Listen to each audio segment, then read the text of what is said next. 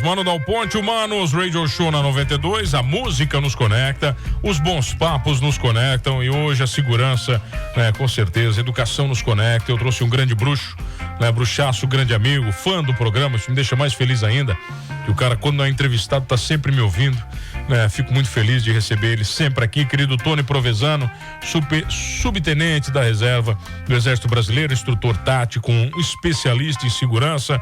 Tony, prazer te receber mais uma vez aqui por um bate-papo aqui no Manos Radio Show, tudo bem? Boa tarde, Mano, boa tarde a todos os ouvintes, é uma grande satisfação estar aqui novamente, principalmente falando sobre esse tema, né, segurança, balística, nossa segurança pessoal, da família, do lar e do patrimônio, que é algo tão importante nos dias de hoje. Me diz uma coisa, Tony, a gente conversou sobre segurança tantas vezes, né? E eu provoquei você, seu Tony. A gente meio que pula algumas etapas e a gente nunca falou sobre tipos diferentes de munição, né? E para que realmente as munições servem, né? Para que eu assim, não, Tony, peraí, vamos falar sobre isso, já que, né? E você falou assim, não, então eu vou trazer realmente as munições e explicar cada uma delas no que dá pra gente fazer no tempo, né? E o nosso programa hoje especificamente vai ser sobre munição, é isso? Munição, exatamente. Então beleza, então vamos lá. Você já usou todas que tem aí ou não, que você trouxe hoje pra falar? Ó, todas elas. Quem tá no rádio. Mais algumas. Não, vamos lá. Quem tá no rádio hoje, né, só vai ouvir o Tony falando. Quem vê o vídeo depois no YouTube vai ver o Tony mostrando as munições, né? Ô Tony, vamos começar do básico, acho que porque da vala comum. A vala comum o que é? É o antigo 22 e o 38, a vala comum? Ou não, para começar? Pra gente começar a falar de munição, a gente tem que falar de balística, né? Então, balística em si é uma ciência e ela é agregada às demais ciências, né? A física, a química, a própria história, né? Entra também nesse contexto. Então, quando a gente vai falar de munição, a gente tem que falar de calibres. Tá. Então, o que é o calibre? O calibre tem vários conceitos de calibre, né? Mas o conceito mais usual é que ele é o diâmetro da munição. Tá.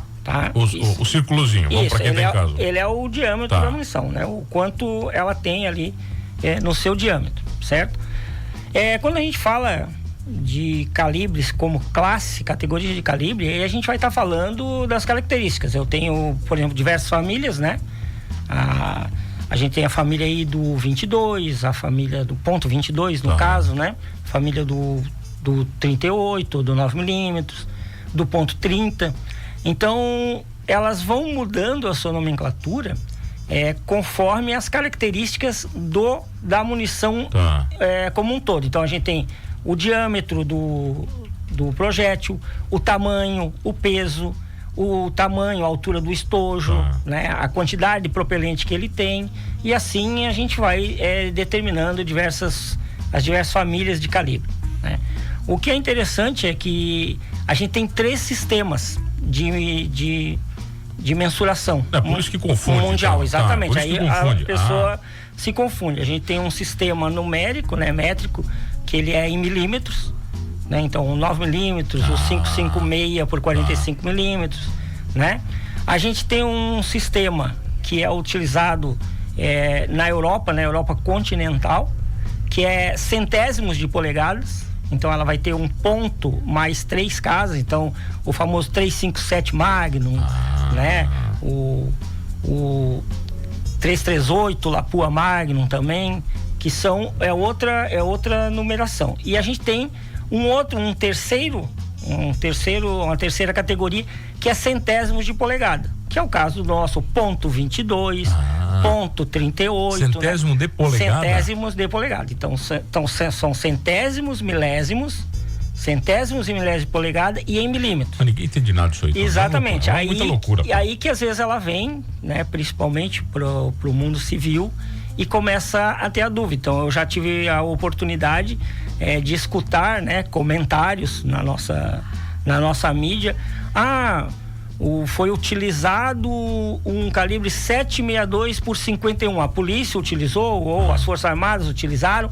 Imagine se fosse um ponto 30. Na verdade, nós estamos falando do mesmo, da mesma classe. É a mesma família. Ele faz parte da mesma família, né? Então, só que o 762 ele está em milímetros e o ponto 30 está em polegadas, certo? Então, é isso que confunde às vezes. Ó, tô vendo aqui, ó, cerca de 330 mil exemplares de armas produzidas entre 1850 e 1873, tá, no Velho Oeste, eram de calibre .31. Exatamente. Tá, mas é a família do .30. Que é a mesma relação que nós temos hoje, por exemplo? Aí vai depender, por exemplo, né, o diâmetro que ele tinha, a altura do estojo, né? Vou dar um exemplo aqui para vocês. Vamos mostrar, vamos para quem tá no YouTube vai entender, né? Então aqui, ó, eu tenho 2 exemplares. Vamos ver se dá para ver. Da família .30. Vamos ver. Aí onde você mostrou ficou legal, dá para ver bem, ficou bem no pretinho lá, ó. Tá legal. Aqui, então tá, são agora 2 exemplares da família .30. Aí, ó, aí ficou legal, tá. Os 2 têm aproximadamente 7,62 ou 65 ou 67 ou 5 alguma coisa de diâmetro. Tá, mas você não usa na mesma arma? Não usa exatamente, porque esse aqui tem uma altura e um modelo de estojo de um tipo, e esse aqui tem uma altura e um modelo de estojo de outro tipo. Tá. Então esse aqui ele vai ter uma bota aqui, quantidade, bota assim, do teu lado, que daí vai ficar bom. Aí, ó. Uma quantidade aí, de propelente um pouco menor do que esse. A gente tem também a questão o que a gente chama da anatomia do projétil, né? Tá. A diferença das duas pontas. Então, ela vai ser capaz de se deslocar sem interferência da atmosfera por mais tempo. Ela vai manter sua trajetória por mais tempo. A outra nem tanto. Uma vai entregar uma energia X na hora que tiver a interação com o alvo, principalmente, né, quando a gente está falando de meio biológico, o alvo humano. A outra vai ter um outro efeito. Então, por isso, às vezes, né, hoje a gente tem uma legislação que ela é baseada no Joule, na energia que o projétil teoricamente entregaria. Né? Mas isso já é um conceito bastante ultrapassado e quiçá até errado. Por quê? Vou dar um exemplo. Vamos lá. Vou dar um exemplo aqui. Vamos pegar a física, né? A relação massa e velocidade. Então eu tenho aqui uma esfera que ela tem uma área de contato muito grande. Digamos que essa esfera pese, vamos colocar ali 160 grains, tá? Que é a mesma coisa praticamente que esse projétil aqui pesa. Tá. Mas olha o formato, né, do projétil, o quanto ele é pontiagudo. Quando esse projétil penetrar no meio biológico, ele vai causar um efeito a determinada distância. Esse aqui vai causar outro. Esse aqui não, esse aqui atinge 1.600 metros com eficácia. Esse aqui não vai atingir 100, 200. Entendi. Entendeu? Porque ele já vai começar a variar, já vai começar... Mas qual dos dois faz um estrago maior no meio biológico? Aí a curta distância, tudo é referencial. A curta distância, se eu colocar tudo a 10 metros, esse aqui vai fazer, esse esférico aqui vai fazer um estrago maior. Entendi. Né? Por quê? Porque esse aqui ainda tem um excesso de velocidade. Entendi. Então ele não está no seu ponto ideal de contato. Então, aí vem as questões, né? Por que eu não posso utilizar? Hoje a gente tem uma restrição, né, nos calibres aqui no Brasil, né? A gente tem uma restrição baseada em energia. Então tem um limite mínimo. A partir desse determinado limite, né, 400 e poucos joules, aí já passa a ser um calibre de uso restrito. Tá? Então não se pode ter acesso, né? O cidadão comum não se pode ter acesso, a não ser que ele cumpra as determinações legais hoje, que é estar num nível, né, no nível 3, o chamado nível 3 de competição, e aí ele tem o direito de adquirir esse calibre. Mas isso não é o que interessa. Porque às vezes um calibre menor, ele não vai me dar a segurança, a garantia, né, de uma incapacitação contra uma ameaça. E aí eu estou usando um calibre, vamos pegar aqui. Mostra aí. No 380, né? Que é o 38? O 380 ou não? É da família do 38, né? Mas é um ponto 380, que é um calibre menor, né? Vamos pegar aqui o 9mm para fazer uma comparação. Ele tem o mesmo diâmetro, mas o estojo é menorzinho. Bem menor. Então a carga de propulsão dele é menor. Ou seja, o 9mm ele é mais potente. Vamos chamar de potente. Vamos chamar de potente. Ok. Então ele tem uma letalidade comparativa maior. O 9mm. Isso. Tudo isso vai depender, né, do local que atingir, da distância, as barreiras intermediárias, uma série de coisas. Por isso que eu digo que é uma ciência e ela envolve muita coisa. Tá, mas por exemplo, a 12. A 12 é um tipo de cartucho completamente diferente desses. Exatamente. É outra coisa. É outra coisa. Tá. Né? Então, esses aqui são esferas, né? São balotes de 12. Então tem de diversos tamanhos, esse aqui também, né? E tem outros formatos ainda. Então cada tipo de calibre tem uma aplicação específica. Ele foi desenvolvido com uma funcionalidade, para uma determinada necessidade, certo? Então o que acontece? Hoje, né, com essa restrição de calibres, às vezes para minha defesa pessoal, né, o cidadão ele não pode ter acesso a um calibre de uso restrito. Então ele vai iniciar a sua aquisição com um calibre de uso permitido, né? Mas e o quanto isso vai garantir a segurança dele, a segurança da família dele, em caso de necessidade? Então, aí começa, né, os achismos, os quirismos. Então a gente vê aí hoje, né, uma série de ideologias, de pensamentos contra o armamento, né, a favor de desarmamentos, por falta de conhecimento. Porque vou dar um exemplo. Calibre 5.56 por 45, E aqui eu tenho uma versão dele, que é uma versão civil, 223 Remington. Teoricamente o mesmo. Não, uma versão civil contra uma versão militar, exatamente. É isso? Então, vamos botar assim pro pessoal entender. Exatamente, o mesmo, as mesmas características. Qual é o civil e qual é o militar? Esse aqui, versão civil, e esse aqui que está na minha mão esquerda, versão militar. É que quem tá no rádio não tá vendo, mas é a mesma coisa. Exatamente, teoricamente sim, algumas características a mais, certo? Porém, o que acontece? Aí vem mas isso aqui é uma munição de guerra, uma munição de combate.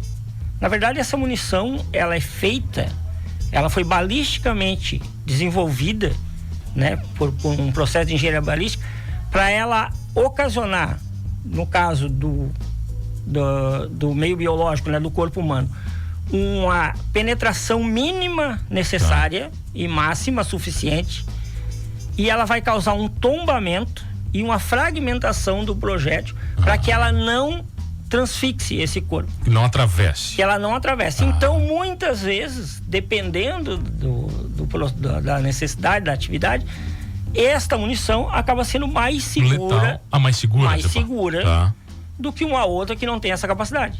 Entendi. Então, aí fica-se essas especulações. Vamos falar disso na volta, pode ser?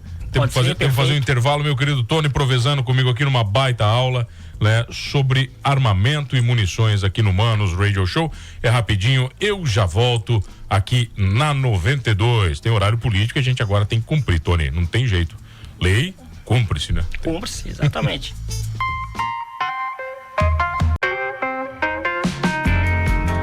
Voltamos, Humanos Radio Show na 92, a música nos conecta, os bons papos nos conectam aqui na 92, 984410010. Você manda o WhatsApp pro Maninho para participar do Humanos Radio Show hoje. Grande bruxo, grande amigo, especialista em segurança, subtenente Tony Provezano, conosco sempre aqui num bom papo. Hoje a gente deu uma pequena lucidada, né, Tony? Uma pequena luz sobre os calibres. A gente tá falando que a gente vai ter que precisaremos de muito mais tempo para falar sobre isso. E a questão é o seguinte, acho que a gente pode puxar isso para quem está em casa, porque muito se fala sobre o medo de ter arma ou não em casa, né? O conceito de ter ou não ter uma arma. É seguro, Tony, ter uma arma em casa hoje? As armas modernas, né? O armamento que nós temos disponível hoje?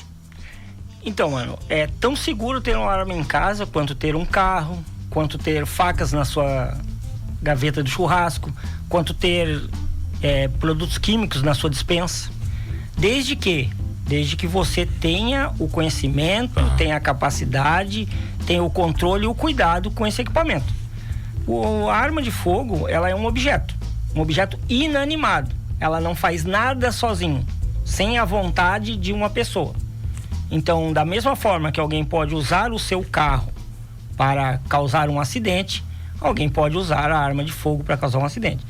O que é importante que a gente tenha? Primeiro, o conhecimento. Atualmente, a tecnologia, né, a engenharia das armas atuais, elas são extremamente seguras. Então aquilo antigo que a arma disparava sozinha. Não existe mais hoje. Hoje não. Ela pode disparar. Eu sempre digo assim, disparar sozinha, ela não vai disparar. Ela pode disparar por um erro de procedimento meu. Tá. Então, sozinha por si só, ela não vai disparar. E é igual um carro. Se eu não levar o meu carro para revisão, se eu não fizer a revisão dos freios, um dia o freio vai falhar, né? Se eu não chavear o meu carro, alguém pode pegar o meu carro, alguém desabilitado, e sair com o meu carro e causar um acidente. Com o meu armamento é a mesma coisa. Então eu tenho que ter um protocolo, eu tenho que ter um procedimento em casa. A partir do momento que eu tenho esse procedimento, ela é extremamente segura, né? Os números estão aí para provar. A gente teve um aumento, né, alguns anos atrás, do emprego de armas dentro de residências, e o número de acidentes não aumentou, pelo contrário, diminuiu, né? Então, por quê? Porque houve, junto com essa, vamos dizer, liberação do uso de armas, houve também a conscientização, houve o treinamento, houve a capacitação. E é isso que é importante. Então, todo mundo procurar, antes, né, de adquirir uma arma, procure o clube de tiro, vá lá, faça, conheça, né, faça um teste, fale com um instrutor qualificado e aí comece, né, dentro do clube a fazer o seu treinamento. E aí, quando você tiver já alguma confiança, você vai adquirir o seu equipamento. Isso tudo de acordo com a legislação, né? Questão de posse e porte de armas. Tá. Então, são legislações diferentes. Então, também, eu quero ter o porte de uma arma. Tem uma série de prerrogativas, né? Eu tenho que fazer exames, eu tenho que demonstrar negativas, né? Com a justiça, tem que ter um endereço fixo, um trabalho fixo. Tem uma razão pelo porte também? O porte, daí eu preciso de uma razão, preciso ter um motivo, tá, né? Mas isso daí é a questão já mais discricionária lá do entendimento do agente, né? Da autoridade. Mas eu posso ter esse porte ou essa posse, né? Mas eu posso também ter a minha arma como lazer, como esporte, né? Como uma forma de treinamento, tá certo? Então, sempre procurar um clube de tiro, um instrutor especializado, buscar, né, a informação correta. A gente está com muita informação hoje nas redes, mas nem todas elas são tão confiáveis. Então, seja crítico, pergunte, procure o máximo de pessoas possíveis, né? Tá. Às vezes não se apegue a só uma versão da história, então vá buscar e com certeza seguro você ter um armamento dentro de casa. Eu tenho meu armamento dentro de casa, nunca tive problema, fui militar a minha vida inteira, trabalhei com armamento a minha vida inteira, vi alguns acidentes, alguns incidentes, nunca tive, mas todos os que eu vi, inegavelmente, foi um erro de procedimento. Raramente houve um erro do equipamento, do armamento em si. Tony, não dá tempo para mais nada, né? Falei, hoje os programas estão mais curtos devido ao horário eleitoral obrigatório. Quero te agradecer sempre, é um prazer te receber. Ô Tony, a gente vai ter que acabar esse programa com uma notícia muito triste, né? Para nós, a gente tá falando de segurança aqui, infelizmente, né? Hoje em Criciúma, um policial militar perdeu a vida, né? Agora praticamente, pouco antes da gente entrar no ar, né? E o que a gente deixa, a solidariedade à família, né? Família, você que é militar, aos companheiros, né? Nesse momento, já passei por essa situação algumas vezes. Nesse momento não tem palavras. Então, só a nossa solidariedade, o nosso carinho e que Deus dê força para cada um para poder superar essa fase. Bom, Tony, obrigado mais uma vez pelo carinho aqui no Humanos Radio Show. Não esqueça de uma coisa, nesse programa somos todos humanos.